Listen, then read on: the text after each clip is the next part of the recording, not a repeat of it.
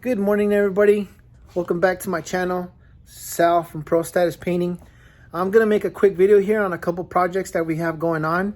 One of them is gonna be a chalkboard paint wall that a customer wants, and then the second one is gonna be an epoxy floor that we're doing, custom colors. And I got a couple things that we're working on as far as like the process goes and how to achieve what we want to make. So here we got some items, some supplies that I picked up from True Value. That's where we are getting all our Regal Select from. This client, that's all she wanted to use, is Benjamin Moore, the Regal Select. So for the accent wall that we're working for her son's room, she wants a chalkboard paint.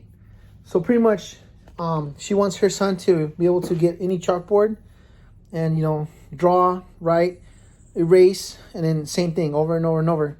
So in order to achieve that, we have to use this chalkboard paint here that they sell. Now, she wanted a custom color. The color is called New York State of Mind. It's a really nice color. But they don't offer that in a chalkboard paint. They only offer it in black. So I went ahead and I bought these samples there. And I put a sample already here. It's all nice and dry. As you can see, you can write on it. And then if you get like a rag, you can erase it, and obviously you'll have to use a little bit of water. But yeah, so it works really good. So what I did was when I went to pick up this, I noticed they had a clear chalkboard finish product.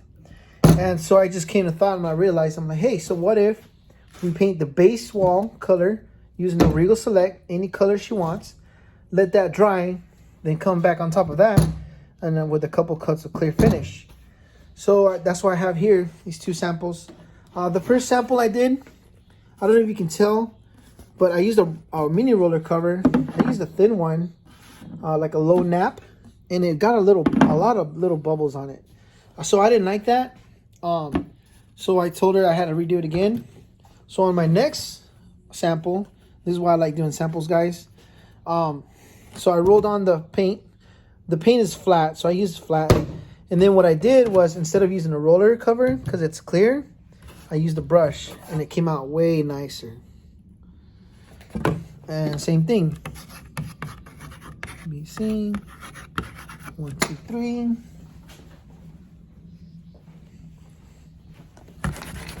Voila. That is nice. Check it out. So I'm gonna take this sample to her. I don't know if since originally I had told her that we couldn't get the custom color going. I told her about black.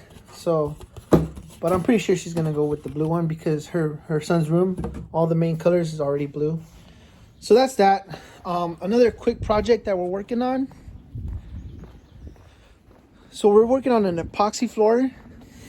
It's not even epoxy. What happened is the customer already has a decked out garage. The walls are all painted, and then the walls are all painted already.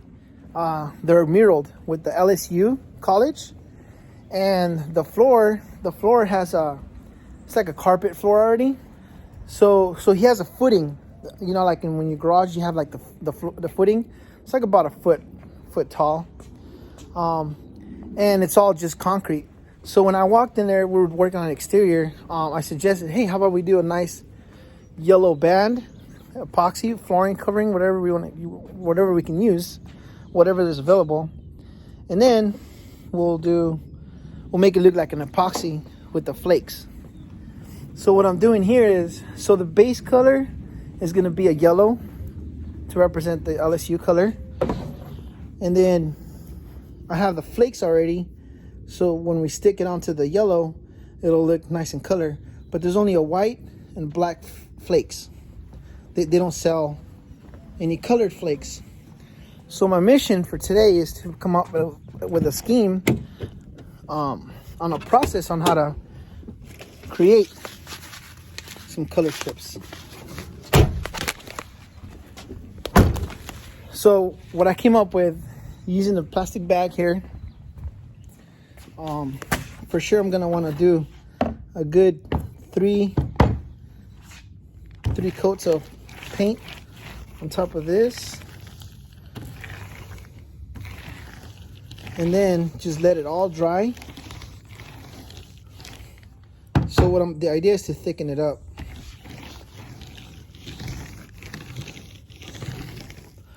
So the more paint you put on it, the more thick it'll get.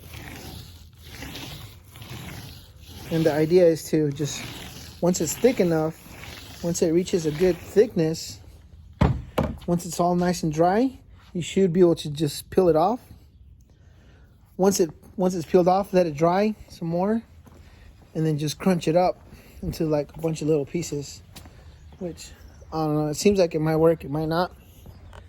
But I'm doing the same thing here with this paint bucket here. So as you can see, I threw a bunch of paint in there already. And same thing, we're gonna let it dry. After it's all dry, we're gonna peel it off, and then I'll just break it off. We'll see if it works.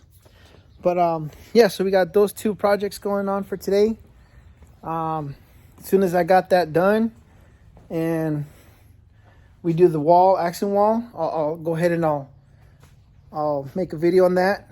As soon as we get the garage done, I'll make a video on that. So hit the like button, subscribe, and follow us for more content. Thanks.